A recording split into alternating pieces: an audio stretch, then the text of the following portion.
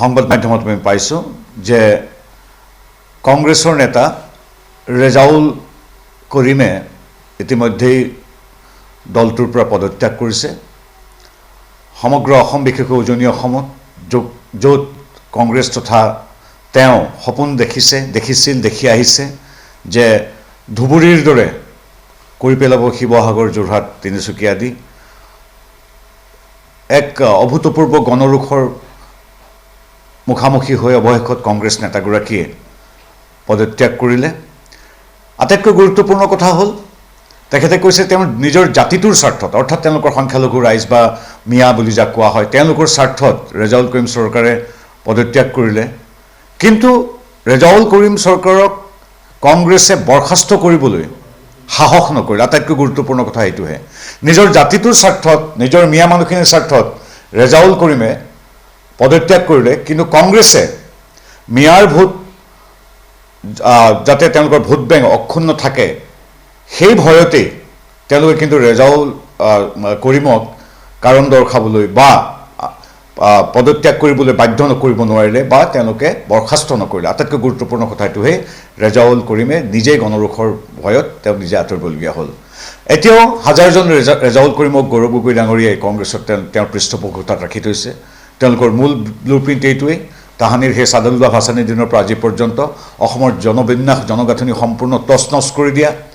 ধুবুৰী যি নেতাই ধুবুৰীৰ বা আমাৰ কোচ ৰাজবংশীসকলৰ বা গুৰু দুজনাৰ পদৰঞ্জিত চিলাৰায় নৰনাৰায়ণৰ পদৰঞ্জিত আমাৰ বৃহত্তৰ গোৱালপাৰা ধুবুৰী অঞ্চলটোৰ আজি কিদৰে আগ্ৰাসী মৈমনসিঙে সম্পূৰ্ণ জনবিন্যাস সলনি কৰি ৮০%, ৮১% পৰ্যন্ত পালেগৈ।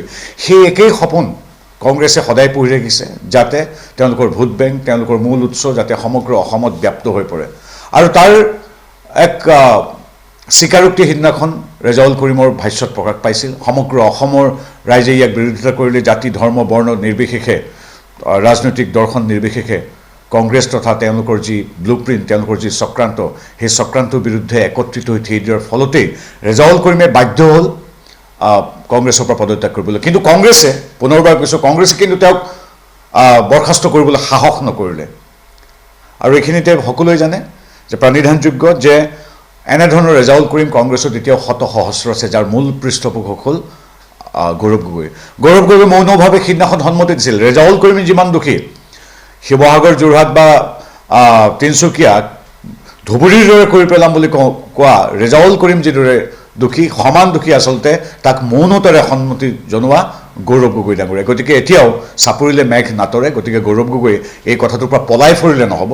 তেওঁ স্বীকাৰ কৰিব লাগিব যে হয় কংগ্ৰেছ দল ৰেজাউল কৰিম বা তেখেতৰ ভুল হৈছে, তেখেতে ক্ষমা খোজা উচিত অসমবাসীৰ ওচৰত যে আমাৰ এই যি ভুল হ'ল এই ভুলৰ পৰা আমি ভুলৰ বাবে আমি ক্ষমা বিচাৰিছোঁ। আৰু তেওঁলোকে কওক, আমি যিদৰে আমাৰ যিদৰে স্থিতি স্পষ্ট তেওঁলোকে কওক যে আমি মিয়াক তোষণ নকৰোঁ, মিয়াক আমি এপিজমেণ্ট নকৰোঁ।